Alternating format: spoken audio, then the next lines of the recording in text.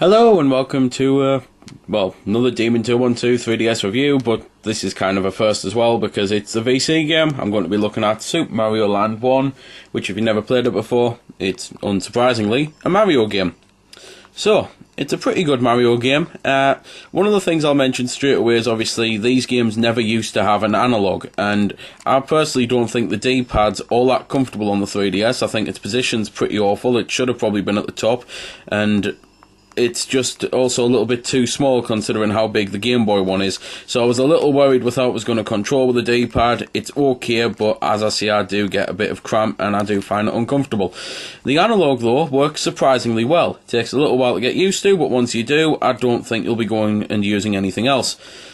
So anyway, this is a Mario game. It's not really a typical Mario game because for one thing, they've actually done a lot of stuff in this that they've never done before with Mario and never done since. For example, there's a level where he's in a submarine and it just plays a bit like your standard side-scrolling shoot-'em-up really, same as when he's in the biplane, and all you do is fly around the screen, bash the fire button to fire. If he gets hit, obviously he goes small. You can collect mushrooms, but you have to fly into them, because as soon as they appear and you knock them out of stuff, then obviously they start falling down the ground. But other than that, the rest of the levels and the rest of the game's just a regular Mario game. You go left to right, you get the exit, you can get mushrooms, fire flowers. If you get hit once, then you go straight back to being small like in the originals, and you get a boss on every third level, of which there's only 4 worlds, so there's only 12 levels. It takes a little while to beat, something like 40-50 minutes. I don't even think I spent an hour on it in beating it in the first time, but it's a type of game that's highly replayable. It's also the type of game that's incredibly hard to play when you're at this angle. When you get to the end of the level though, it's not the simple castle setup, it's instead these 2 little exits. If you're always making it into the bottom one, you'll go on to the next level. If you manage to make it onto the top one, which gets proceedingly harder as there's little things to jump on that disappear or things like that, then you actually get a bit of a bonus where you get this here. You can set yourself up to try and get some extra lives or fire flower or things like that. It's a type of thing that, I'll be honest, using the create restore point VC function you will help out on this, but obviously that makes the game so much easier, and if you want the game to be hard, then just don't use it. Although it is kind of a good thing that it's on the VC games, because it does help obviously with on-the-go portability, where you might only get 20 minutes on a bus ride, so you mightn't get the chance to beat it.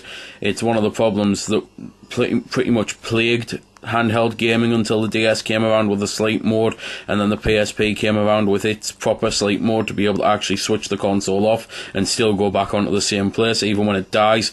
And this has got that with the VC save. Yeah, it only works on VC games, and it would be nice to be able to use it on bigger DSiWare titles and that, but yeah, at least it's here and it does work. Graphically, the game's obviously basics. It's a Game Boy game. Koopas don't even really look like Koopas, and as you might have noticed, for some reason they explode when you jump on them. They're kind of Koopa bombs, really. Music-wise, it does sound good, but obviously, as I explained in the Ocarina vid, and pretty much won't be explaining from now on, because I think I've given enough chances, and I think the videos will get stale if I keep mentioning it, then I won't be able to let you listen to it, because it's obviously not going to come over well on the camera because of how close the DS is to it. But you'll just have to trust us on it that musically it's pretty good. It sounds like a Mario game. There's not really much left to say about it. There's the odd secret path, just like on pretty much every Mario game. There's blocks that you'll hit without even realising they were there, and they'll take you up into warp holes. Well, sorry, not warp holes, pipes, which will give you coins and that.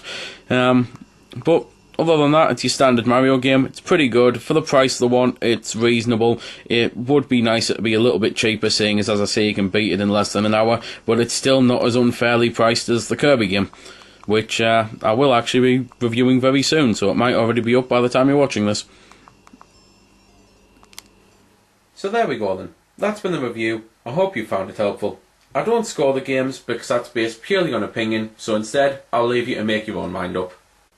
So thanks for watching, and if you've got any questions about the game that I didn't answer in the vid, or that hasn't been answered in the comments, then feel free to ask and I'll help if I can. Also, if you did find it helpful, don't forget to check out my channel, because there's plenty more like this up there, and don't forget to subscribe, because there'll be plenty more to come as well. So until next time, this has been Demon212, signing off.